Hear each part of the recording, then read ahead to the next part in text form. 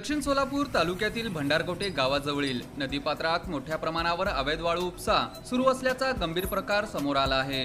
शासनाचे नियम धाब्यावर बसवून जेसीबीच्या साहाय्याने नदीपात्रातून वाळू काढून ती आयवा ट्रक आणि डंपरमधून खुलेआम वाहतूक केली जात असल्याचे स्थानिक नागरिकांनी सांगितले आहे। दिवसाढवळ्या हा प्रकार सुरू असताना महसूल प्रशासन, पोलीस प्रशासन आणि आरटीओ विभागाकडून कोणतीही ठोस कारवाई होत नसल्याने नागरिकांमध्ये नाराजी व्यक्त होत आहे। त्यामुळे प्रशासनाच्या कार्यपद्धतीवर प्रश्नचिन्ह निर्माण झाला आहे। स्थानिक शेतकऱ्यांच्या म्हणण्यानुसार दररोज मोठ्या प्रमाणावर वाळू ट्रकमध्ये भरून वाहतूक केली जात आहे। हे ट्रक सर्रास रस्त्यावरून फिरत असतानाही कोणत्याही कारवाईची भीती नसल्याचे चित्र दिसून येत आहे। त्यामुळे या अवैध वाळू उपशामागे काही राजकीय वरदहस्त आहे का, असा सवालही स्थानिकांकडून उपस्थित केला जात आहे।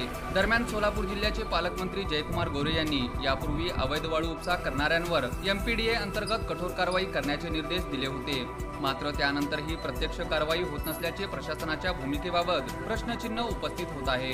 नदीपात्रातून मोठ्या प्रमाणावर जेसीबीच्या साहाय्याने वाळू काढल्यामुळे नदीची नैसर्गिक रचना बदलत असून पर्यावरणावरही त्याचे गंभीर परिणाम होत असल्याची भीती व्यक्त केली जात आहे। भविष्यात पूरस्थिती निर्माण होण्याचा धोका तसेच परिसरातील शेती आणि भूजल पातळीवरही त्याचा परिणाम होऊ शकतो, असे तज्ज्ञांचे मत आहे। या प्रकरणाकडे सोलापूर जिल्हाधिकारी कुमार आशीर्वाद यांनी तातडीने लक्ष देऊन संबंधितांवर कठोर कारवाई करावी, अशी मागणी नागरिकांकडून होत आहे। तसेच राज्याचे महसूल मंत्री चंद्रकांत बावनकुळे यांनीही या प्रकरणाची गंभीर दखल घ्यावी, अशी मागणी पुढे येत आहे। दरम्यान भंडारकोटे परिसरात सुरू असलेला हा अवैध वाळू उपसा थांबवण्यासाठी प्रशासन आता काय पावले उचलणार, याकडे सर्वांचे लक्ष लागले आहे।